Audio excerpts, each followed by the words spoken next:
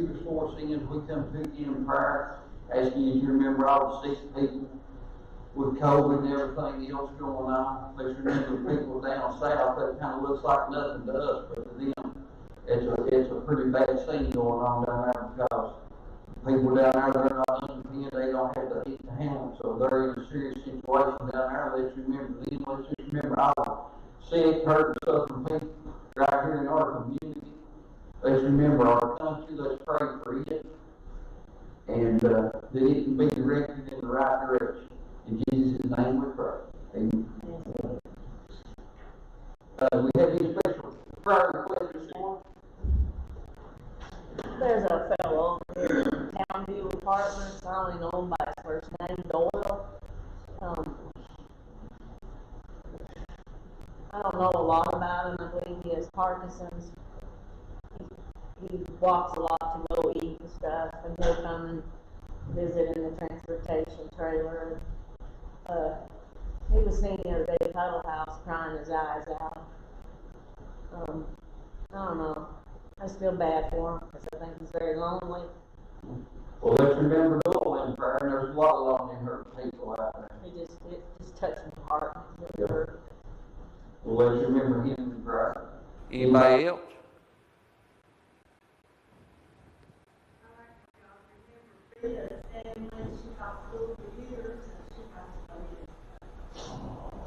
Okay, let's remember that family. Anybody else? I'll come up and help out here a little bit today. I guess Joe, he still may be snowed in down Florida. Now that's the kind of luck I'd have. Go to Florida and end up in a mess like that. Matter of fact, I got an offer to go down that way this week, to go to Mobile, Alabama. But luckily, I was watching the Weather Channel when I got called, and I said, nah, I don't believe I'll go hang out down there this week. But I'm going to hand it back over.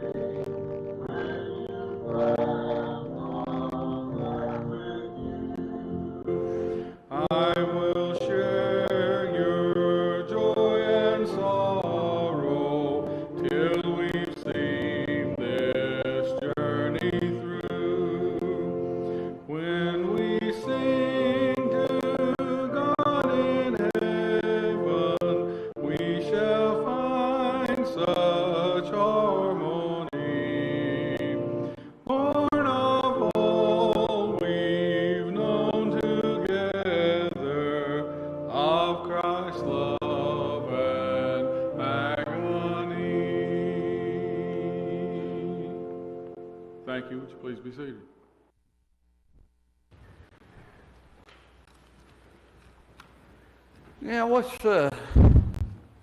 I thought about this for a while, and I said, I believe I'll go this way.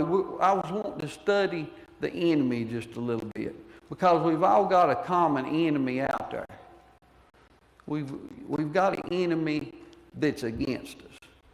But as we study, we'll also see it kind of takes a funny turn in how that God also uses it. So let's kind of look. Let's go to Genesis chapter 3, verse 1.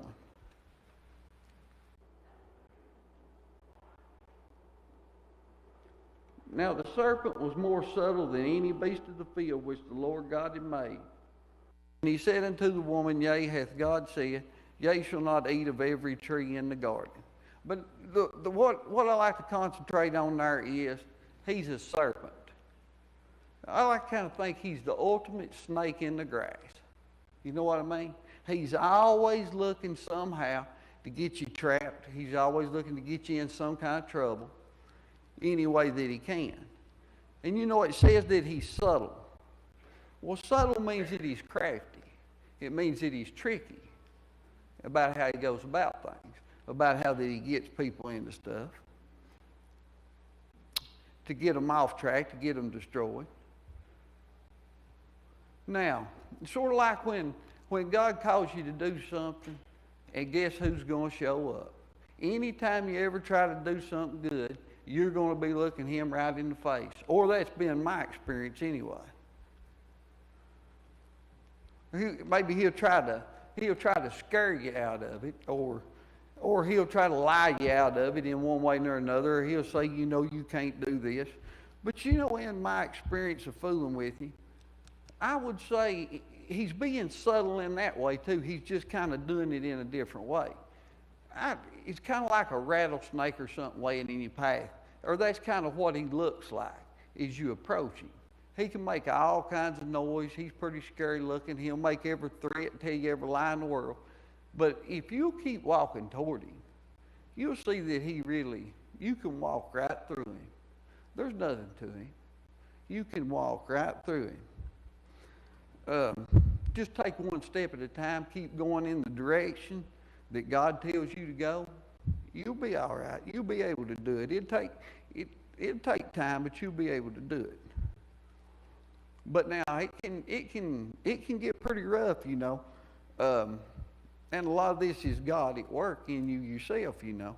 I've seen a time when God says, I want you to do this, and you don't want to do it. Well, let me tell you something. I seen a time I said, man, he can make your life so miserable. And that is God doing that. He will make your life so miserable until you do it. You'll be sitting there going, I've seen a time I said, I believe the whale's belly is better than this. I believe Jonah had it better than I did. You know what I mean? He can turn your pain so tight. You know, but you might ask, you know, what's all this for? Well, let's turn over to Luke verses 22, 31, 32.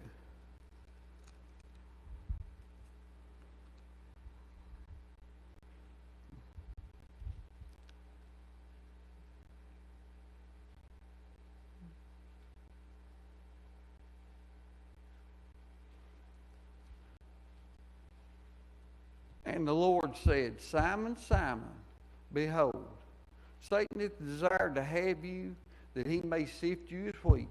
But I have prayed that thy faith fail not, and when thou art converted, strengthen thy brethren. So we can see that God is going to use him again right here. And if you read on here, you see that Peter's got some weaknesses. But now he's probably a pretty strong man, Peter was. And plus he's got a little violent streak in him. We know he don't care to pull the sword and cut you up if he has to. He did that. But you're talking about a strong man. And at this point, you know, you think about the kind of pressure that he was under in the denial. Now, if he says, I know him right here, he may lose his life right here on the spot. Now, that's a lot of pressure, and you say, if I was under that kind of pressure, what would I do? I mean, that's a lot of pressure to be under. would you or could you do it, you know? So, but everybody needs strengthening. And here's the real truth.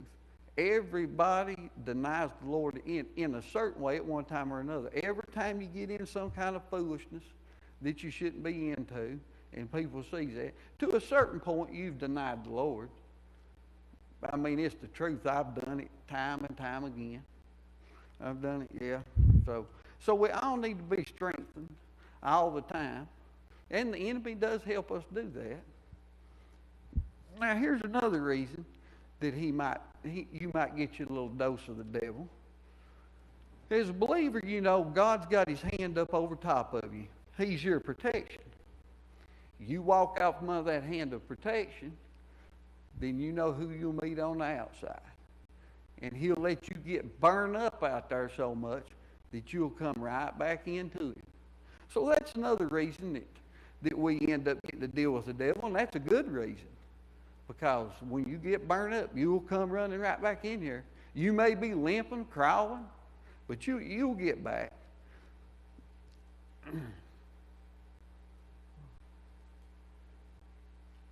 And as far as that goes, to make a long story short, God is saying, I am number one. You don't walk off. I come before anything else in your life. Because if anything else gets in there, then it's just an idol. And any kind of idol is going to mislead you away from God. And anything that misleads you away from God is going to lead you down a way that you do not want to go. And you start thinking about it, you know. What you're talking about, it's kind of back and forth, you know. It really shows that, you know, God is kind of dynamic in the way that he does things. Because he's telling you, I've got an enemy here. You have to watch every move you make because he's coming after you. He's come to kill, to steal, and destroy. He's going to try and get you any way he can get you. But at the same time, you've got a God that will take that same enemy and he'll throw him right on top of you for a number of reasons, whether it be to strengthen you, whether to run you back. So it's it's kind of dynamic, you know. Kind of dynamic. And then you look at the other purposes, you know. You take a look at David's life, at what he went through. He's hid out in the woods. He's living in caves. He's got people trying to kill him. And you look at the prayers that went on. Have mercy upon me, O Lord. Heal me. Heal me, my bones are vexed. My soul is sore vexed. It got so bad, you know, he said, in my haste I thought I was cut off. And I felt like that before. I have gone so far that I have cut myself off. But you never get cut off. Once you're in Christ, you may think so. You may get out there so far you say, I will never get back. But he'll get you back. He'll get you back. And if nothing else, it teaches you how to pray. As you be on your knees, you get hurting bad enough, you'll get on them knees and you'll be praying. You'll be doing just like David. You'll be down there begging for mercy. Lord, help me. And, you know, and we see things like that go on in people's lives, and sometimes you don't understand what God's doing in somebody's life. There's no way. He's got his own purpose and his own reason. And you say, you know, I've learned no matter what I see, I don't never judge it too quick. Because you don't know what God is trying to do with somebody. You may be saying, well, that's all wrong, that don't look right. But God will have his hand right in. He'll be right a hold of that person. And he'll be trying to work something out in them somewhere. That's why I say don't judge it too quick, because you might end up like Job at the end of Job. You know, you might get one of them speeches where when it was all said and done, none of you really knew what was going on. Not even you, Job.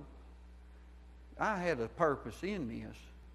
And another good thing about Job I always think about, you always wonder, it never really tells exactly why that this stuff happened to him.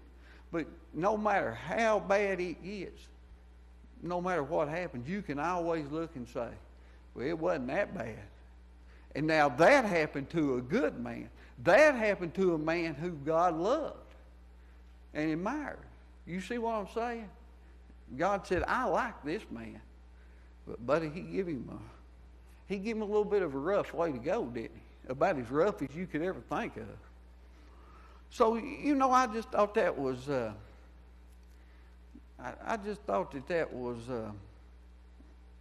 it was worth mentioning, you know, the way that God works in our lives. We always have to watch the enemy. But now I've got a question. I've had it on my heart for a long time, and I've been pretty observant, you know. I watch things, and I've watched this go on for a long time. What would you say the one thing in the last 20, 30 years has the devil used to hurt people, to hurt society itself, hurt families? Anybody, what would you say? What is the one thing that he's used the most? I'd say everybody's got one, including me. You think about this. You think about these phones that you're carrying around. And I've thought about this 1,000 times. And I've watched this happen through the years. You take that thing, and I just got one of the newer ones lately. Maybe I didn't participate in it for a long time. Maybe that's because I was watching what's going on. You take something like that, you look at the power you've got in your hand. You think about it. Think of that power.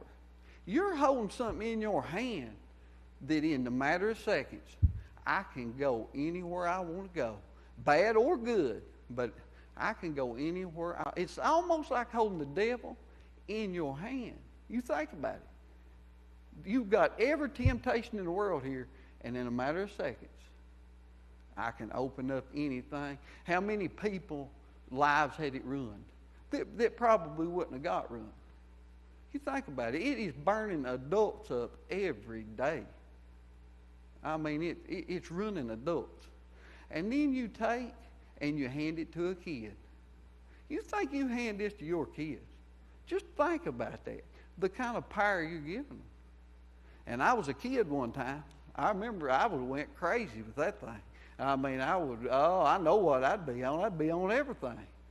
Are you talking about misleading them? And is it damaging society? Absolutely. It's working it over from every side and every angle. Don't you think it ain't? Don't you think it ain't? But now, we talk about the devil being subtle with it.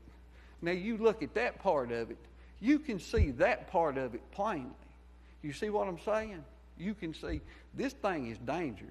I can go anywhere. I can get hurt with this really bad, and I can get hurt with it in a hurry.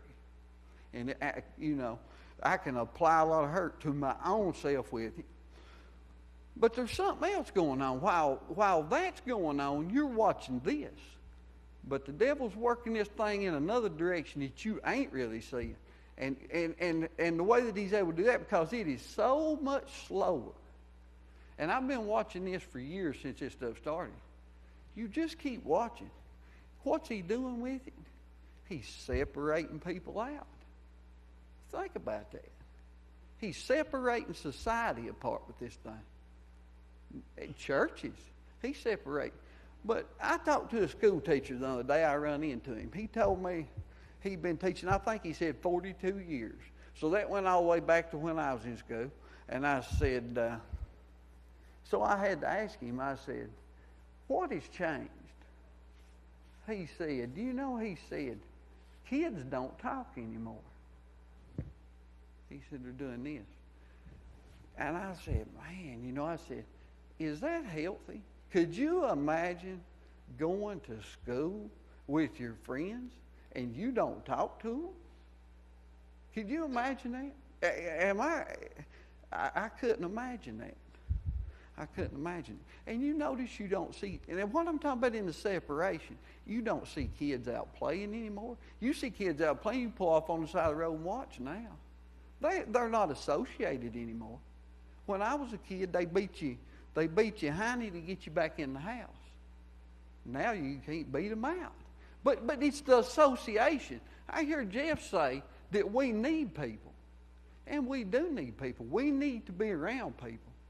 And when you start separating, and it separates families, it pulls families apart, it separates husband and wives, it separates kids. I heard a preacher here not long ago, he said, I think he said it was 60 or 80% of divorce cases now on the paperwork had Facebook on it. Can you believe that? I mean, it's ridiculous. See, this thing ties your time up so much. And it distracts me too. Now, me, I like using mine for a radio. Love music. So that's all it is to me. It's like a big old jukebox with every tune on it that you could ever want to hear. But you hold it there in your hand, you know. So I use it too. It ties my time up too. So, yeah. But now let me give you an adult version of what we're talking about with the kids in school. And I watched it go on through the years. You watch, you just keep seeing, I keep noticing, you see less traffic on the roads. You don't see people moving like they used to.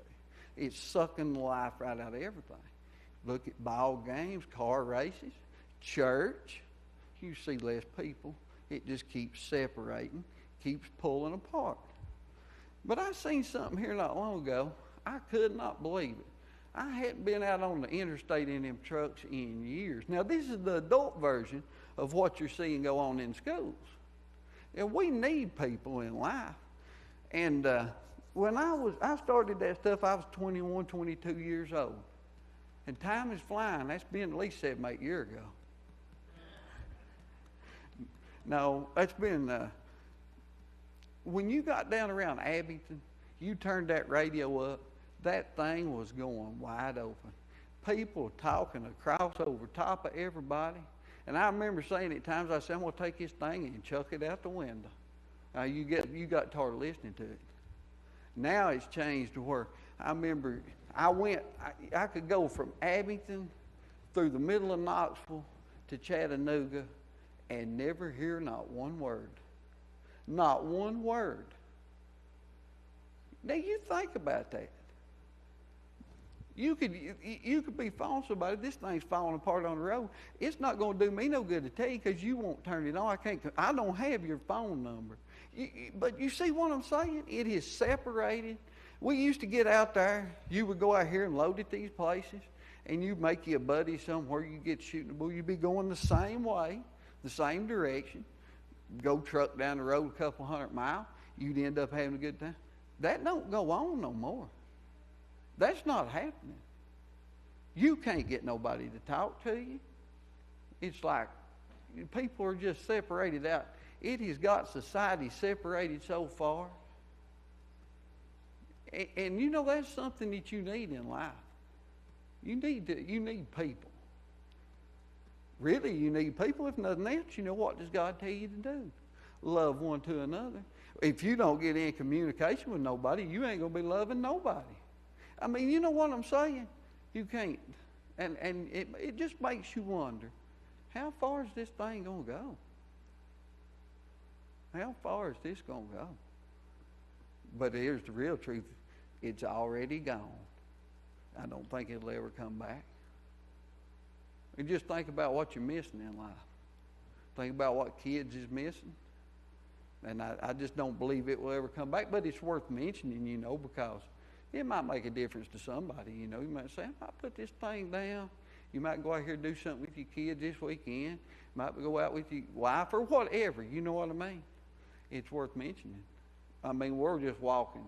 We're walking straight on out in the dark. And there's one other thing, too, I've heard preachers say. If the devil can get you out by yourself, he can kill you. And it's the truth. If he separates people out, the more he gets them separated, the more vulnerable you are for him to get you. If you're out there strung out by yourself, and that's with a family. Once he gets it separated out, I've got the door open now. I can tear them up, and it's the truth. I just thought that was worth mentioning, and because I've studied on that for years, I've watched it go on. There just don't seem like. And you can do good with it now. I've heard preachers say, well, we can spread the gospel with this thing. And you can widespread it. It is good for that. It's not all bad. But I think it's still better to just spread it right here in the church houses and go out there in the street and talk to people is a whole lot better than whatever you can do with that. But at least if we're going to use it, we go ahead and use it for the good. Go ahead and use it for the good. And another thing, you study the enemy, you study how God comes in and he'll let the enemy work you over. I've been worked over by him. But if you don't know your enemy, how can you really defend yourself against him? I mean, you think about that. You say, well, why would you let the enemy come in and hit me? Well, it teaches you how to defend yourself. If you're not getting attacked, would you put on the full armor of God? You see what I'm saying? Would you put that armor on? Would you pull the sword if you're not under attack? I always thought, it's a funny thing, and I remember Joe talking about when Preacher Bill died. He said to do this. He said, you have to be willing to take on the devil right straight out of the gate of hell. And I said, boy, I never heard it no better than that. I mean, I've seen the time I said, man, the gate of hell just opened and I just walked in. But, things get better as time goes by. But it's really God forcing his hand to push you out, because God never leaves you where he finds you at. I wanted him to leave me where he found me at. I didn't want to do it. I'd rather be sitting all the way up there in the back with my mouth shut. Now, I mean, I'm being honest with you. I'd rather do it. I did not want to come up here and do this. I would rather have took a beating. As a matter of fact, I think I said, God, I was carrying that pistol at work at the time. I said, if you let me go out and get in a gunfight out here in the street, I would rather do that. And if he'd answered that, I believe I would have done it. But God says, no, you don't get your way. I'll get my way. And you can make your own plans. God will say, my plans will override your plans. You'll do it. You know what I mean?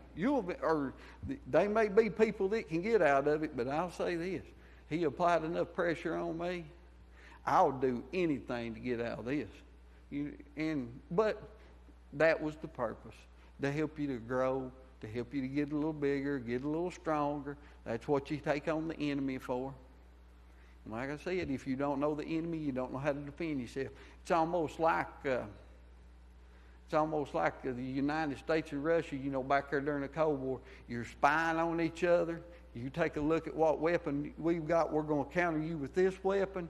And then, it's sort of the back and forth, You learn how to defend yourself against him. You learn how he comes at people. You learn how he comes at you. You learn where you're weak and where to stay, And where you're weak, you get stronger. Where you're weak, you get stronger. Now, let's flip over to John chapter 10, verse 10.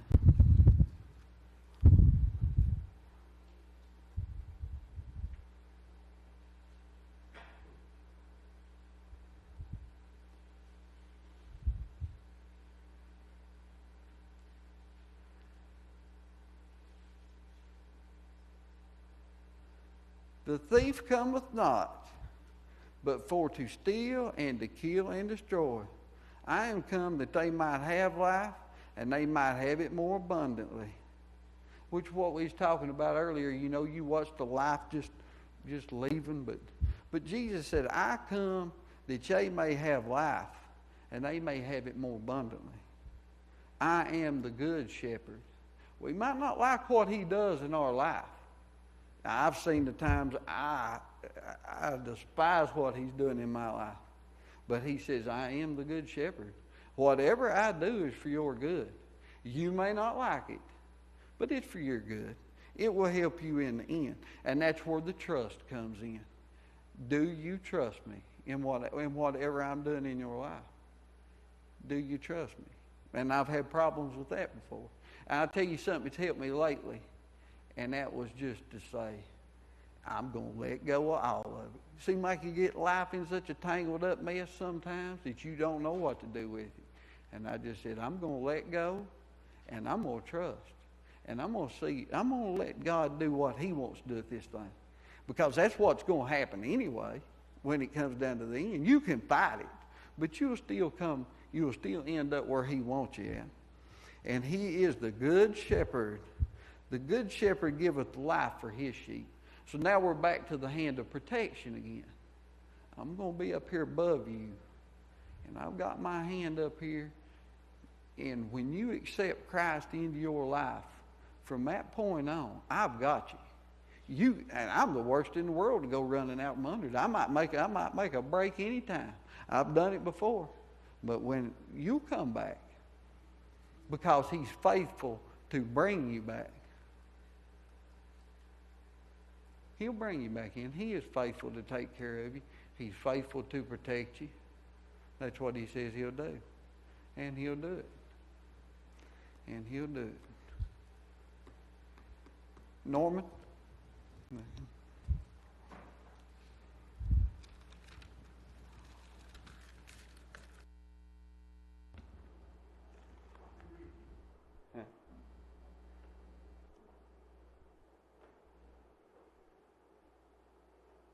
Our invitation is number 320. Turn your eyes upon Jesus. Stand together as we sing.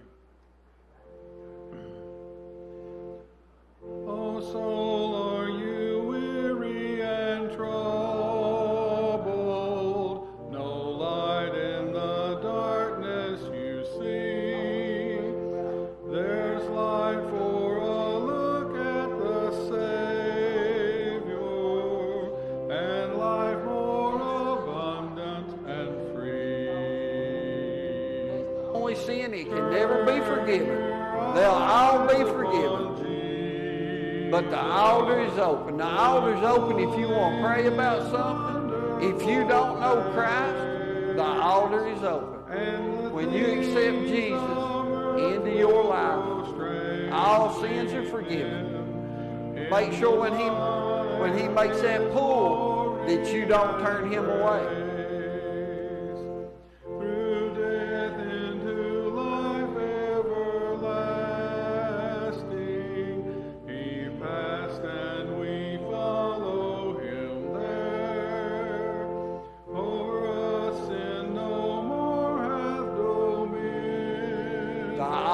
Open. If anybody wants to pray, if anybody wants to come to the Lord,